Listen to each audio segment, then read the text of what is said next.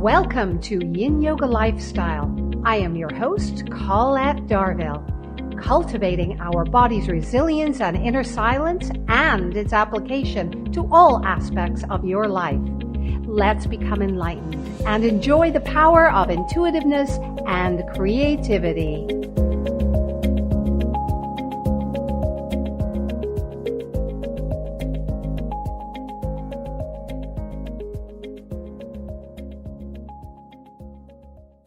You are listening to Society Bites Radio, social interaction for the mind and soul.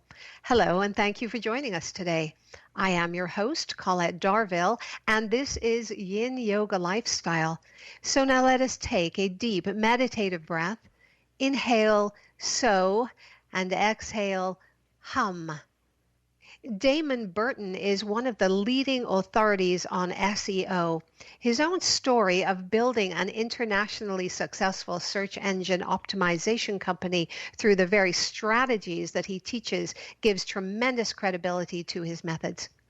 Damon spent 7 years as an on-air radio personality in Salt Lake City, Utah, before establishing SEO National in 2007. Damon's approach to search engine marketing works. He has optimized websites for Inc. 5000 companies, NBA teams, and business featured on Shark Tank. His unique way of approaching SEO has been featured by Forbes, Entrepreneur, BuzzFeed, US Weekly, and an endless list of podcasts and SEO industry websites. Damon has been helping business owners for years. What makes him different from other SEOs is that he's really dedicated in helping business owners achieve their goals, which is to increase their profit. He makes sure that he knows what his clients really want. This way he creates a strategy that perfectly suits his clients. He's after for results, not just for money. In 2010, Damon's first book on SEO entitled Outrank became available. It tackles myths and misconceptions about search engine optimization and gives readers a clear outline for increasing visibility and profitability by showing up higher on search engines. In addition to building an SEO empire, Damon blogs about entrepreneurship and life on damonburton.com. He is the creator of learningfromothers.com podcast, the show which brings the experience of Damon and his peers to listeners across the world to help others succeed with marketing advice direct from the experts. Welcome to Yin Yoga Lifestyle, Damon. Thanks so much, Claude. I appreciate, I got to say, it's always interesting hearing that back because I'm just like a normal guy. I was spraying weeds 10 minutes before this call and talking to my kids about them interrupting me and climbing in the bed between me and my wife. And so it gives you a little bit of appreciation for what you accomplish if you just do the thing, right? You absolutely are right. No, you're actually, my guest previously to you actually has said the same thing and said, wow, I didn't realize I did so much. And it's really good to hear. It's good to hear that you have accomplished all this and you're only 20. That's amazing. Oh, I'm not 20. I know you're not 20. Speaking of me joking with my wife and kids, I tell my wife, I say, I'm in my late 30s, and I'm like, I'm thinking in my late 40s, I'll probably look younger than I do in my late 30s because by then the kids will be old enough that I can actually get some freaking sleep and they don't come interrupt me everything. That is always a parent's dream. That's always a parent's dream.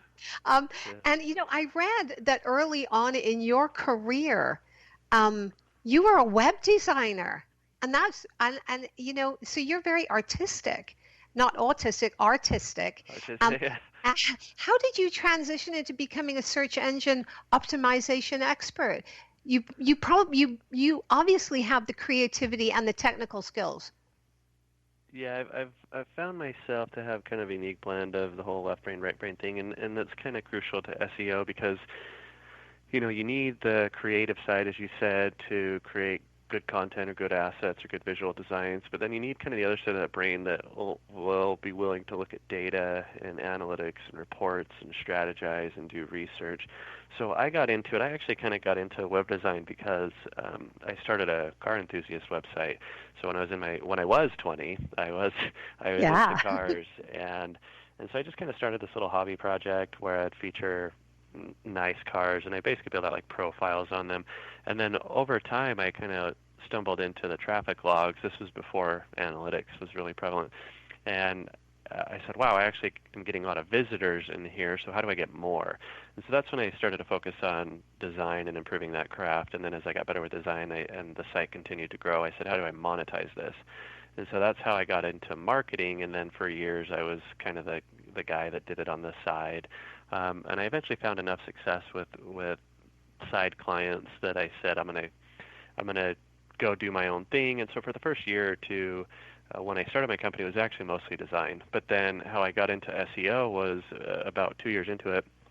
I had one of my design clients who's still a client 14 years later, and they said, what do you know about Google, and how do I show up higher? And I said, I know enough that we can experiment together. I'll take a chance on you, you take a chance on me, but I don't know enough that I feel confident charging you for it. So how about I do it for free, and you only owe me if I hit some benchmarks that we agree on. So I ended up hitting those benchmarks ahead of schedule, and it was a fun learning process. And so I said, let's try this on another client. And I kind of offered the same arrangement to a second client and met those goals as well. And very definitively at that point, I said, I like SEO, and this is my thing, and I've never wanted to be an agency that says they do it all and is mediocre at all of it. So I'm going to pick that path, and here we are 14 years later. Wow. And you might be a little tired of explaining what uh, SEO is, and I know you probably are, and Yeah. there's a lot of people out there that don't know what it is. And the reason that I really wanted to have you on the show is because there's a lot of people out there, many business owners, such as yoga Right. studios in the industry, and actually. Teachers, and they're trying to increase their visibility to keep clients and services going, but they don't know anything about SEO. Can you talk about what is the importance of SEO for this type of entrepreneur? Yeah, so SEO stands for search engine optimization. The easy explanation of what it is you improve the credibility of your website so that you show up higher on Google without paying for ads. And so aside from it being nice that you're not paying for ads, you also get more clicks. So I'm sure you and the Hmm. majority of the listeners, they get what's called banner blindness, and they know that an ad is an ad, and they skip over it anyway. And so you can get, depending on the industry, you can get 10 to 40 times more clicks and not pay for those clicks if you optimize your website. The abbreviated explanation of how you do that is it's about building the credibility of your website. Google just wants to look good, so they want to show websites that make them look good, that answer questions, that solve their searchers' problems. So that kind of boils down to two strategies, and then there's a bunch of subsets of those strategies. But primarily it's what you do on your website and what you do externally to your website. So the listeners in the yoga studio businesses and any other business, where you'd want to start, because SEO is probably not your area of focus because Right. you're a business owner in other capacity. So what you want to do is focus on what you are good at. So you can start with things like blogging. And blogging may not sound at face value like it can really help, but when you strategize it and when you become very strategic with your blogging topics, and I can give you some advice, then what happens is you start to answer those questions that your customers need solved. And then Google starts to see that you have those answers and those solutions, and they start to show you higher. So one great tool that you can start with, the listeners can start with, it's a free website. It's called answerthepublic.com. You go there, and it basically collects data on what your audience is already asking Google. And so then you don't have to guess and take the shotgun approach, and you can go in there, for example, type in yoga studio, and it's going to tell you the who, what, when, where, and why of questions that people are asking about yoga studios or yoga. What's the difference between this type of yoga and that type of yoga? Do I do, hot yoga or this other thing? Like, what works best for me? And then what you do is you craft a content strategy around that, because that is exactly what your audience is already wanting to know. So you answer that question. you give a better answer than the other websites that are out there. Google starts to show you higher. The more that Google sees people stay on your website longer because you have a better answer, then that's called your bounce rate. And so Google then rewards you more. And so it builds up the credibility, and you're establishing a trusting relationship with Google. So the more you make them look good, the more they're going to return the favor and show you higher. So I would have people start with that. And, depending on where we go from here, I can give a couple free technical tools as well. But focus, start where you can actually do some damage, and that would be showcasing your expertise. Yeah. How important is it to have a passion for your product and service? Because there's some people who say, oh, I'm going to sell neckties because everybody's selling them and they're making a lot of money. But how important is it to have a passion for your product or your service? It depends on kind of that personality that you mentioned earlier, and we were talking about left brain, right brain. Right. I certainly know some people that it's totally a numbers game and they care zero about their product. They just found an opportunity to provide a good product at a price that they can profit from. So if that's your thing, that's fine. But I mean, usually the people, especially like your audience, to get into yoga, they're more health conscious. They do have more of a passion and a lifestyle mindset behind it. So SEO is a long-term gain. That's the only disadvantage to SEO. I mean, if you compare it to paid ads, paid ads are nice because they're quick, but the disadvantage is you're always having to pay for them. And in addition to that, you are paying somebody else's platform. You're paying Facebook, you're paying Google, so you are supporting their longevity, not yours. But if you build up a good website, that's an asset that you own and you can own forever. So if you're willing to put in the time, which would answer your question about passion, like you got to be able to blog consistently about this. If you're only going to blog every 6 months, you're not going to get very far.